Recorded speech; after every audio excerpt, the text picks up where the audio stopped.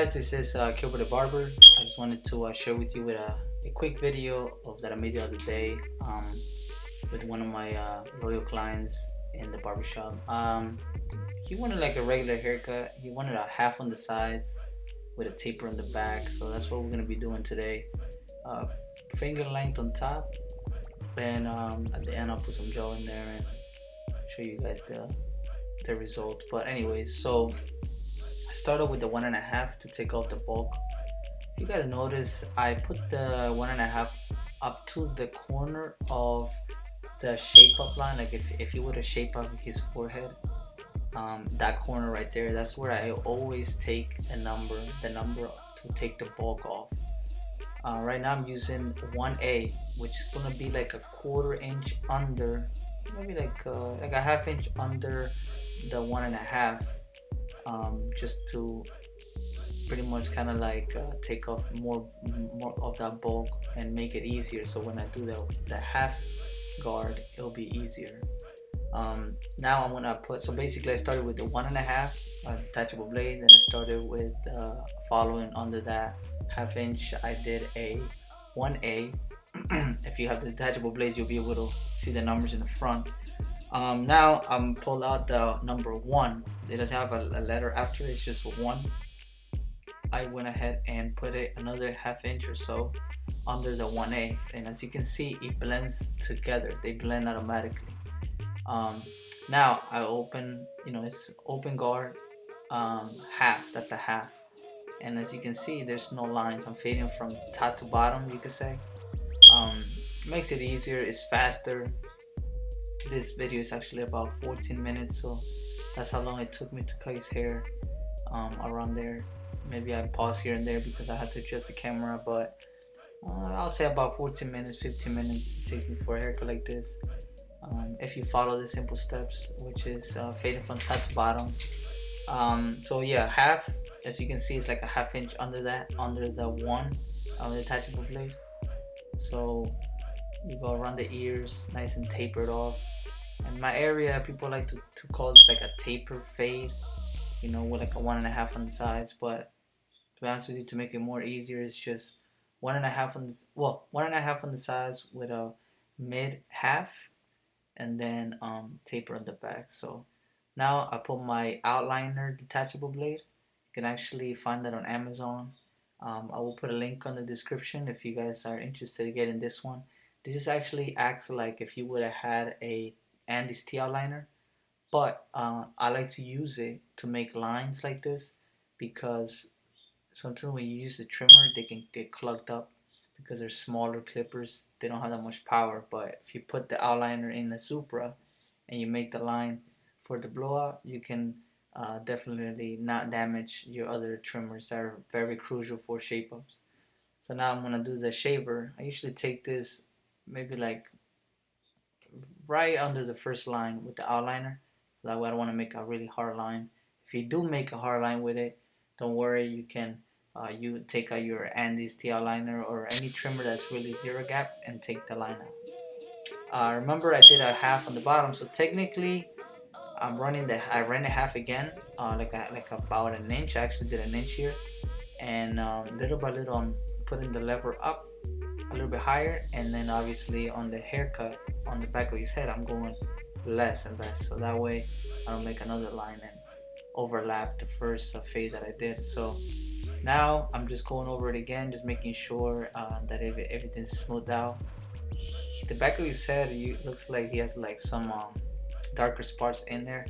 I wouldn't really be concerned about them, because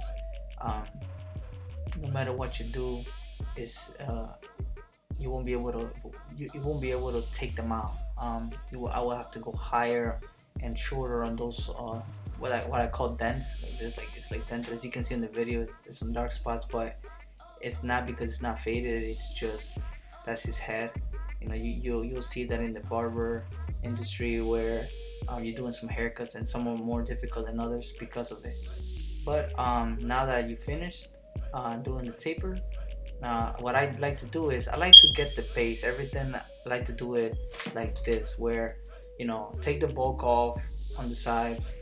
If you had a taper the back, do the shape up first. So my client wants square sideburns, so I like to just get the base of the haircut um, over with before I move to the top, so that way I know what base I'm working with, so everything comes together at the end. But so I go around the ears just with the Slimline Pros. I'm also gonna leave in the description a links where I got them as well. You can get them on Amazon, pretty cheap, and they're really good.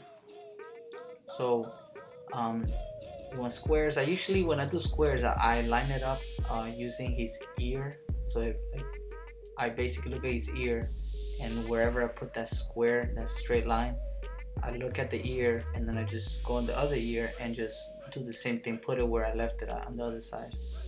So I previously mentioned on the other videos that you can use 4, 3, 2, and then whatever number you did on the sides to blend that part that I'm blending right now.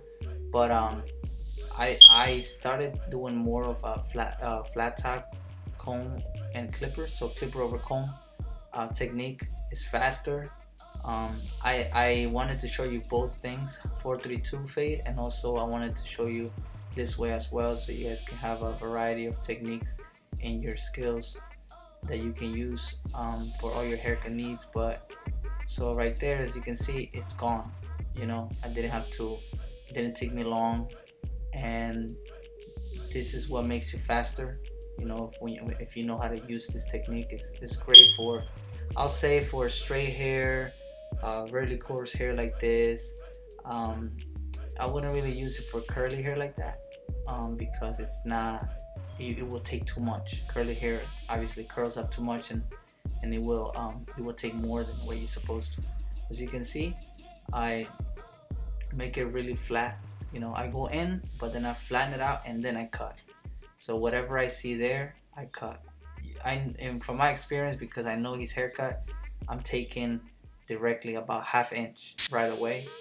You know, but if I was you, if you're new to the clipper over comb technique, I would just little bit, just do 1/4 inches every time, and take off little by little until you see a nice flat and smooth transition towards the top. So as you can see, I didn't have to use no 432. It's just a nice quick technique to fade any type of hair that besides the curly hair.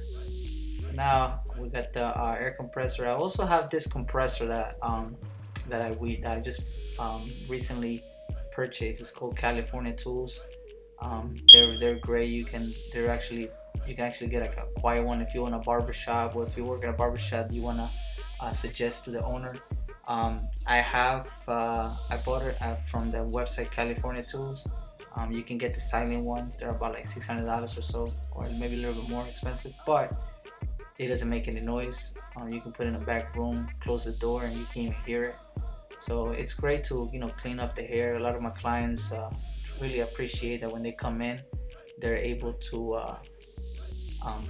you know, kind of like not have to go home if they have to go somewhere that's right away, and have no type of hair all over their necks and stuff like that. So I would highly recommend a nice compressor, or if the owner allows you to have one under your station or so, like a small one that's really quiet, I mean, feel free to ask as well, and clients would appreciate it.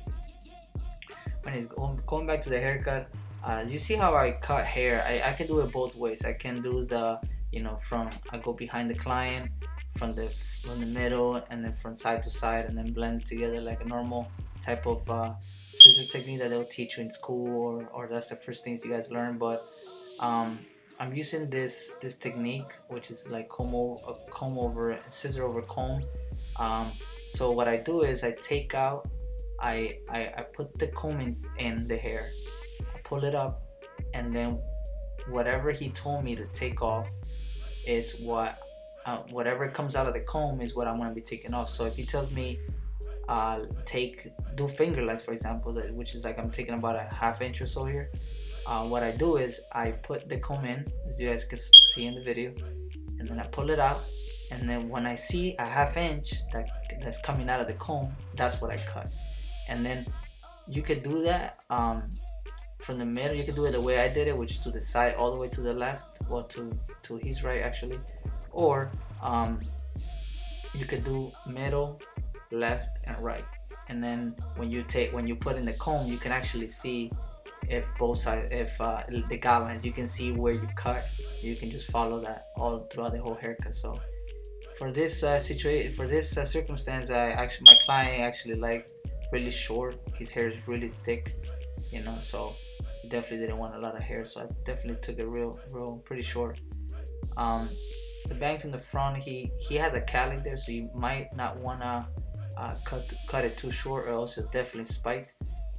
That's why you saw me cutting it a little bit, left it a little bit longer in the front, so that way when he puts gel, he will be able to gel it up, kind of like like a little small little pompadour in the front. So right now I'm gonna dry his hair, so that way I really recommend when you do scissor work, you want to dry the hair, so that way you can see if there's any type of like choppy, like if you cut it choppy or it's uneven, you can see all that.